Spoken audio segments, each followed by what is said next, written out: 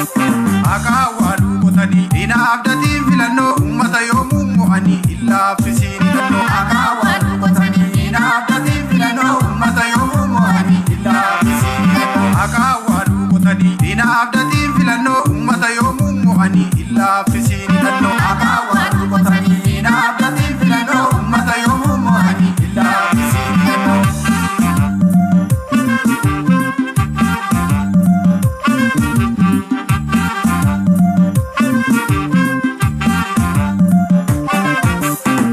Sawaki namne ela oti chapanera felache domdu ela genji darrasi denja fusona karagache lakka sawaki namne ela oti chapanera felache domdu ela genji darrasi denja fusona karagache goto tahaka itti damne ele mogil tunjal kabe lafef namumman itti chamne warega maguddan bakkabe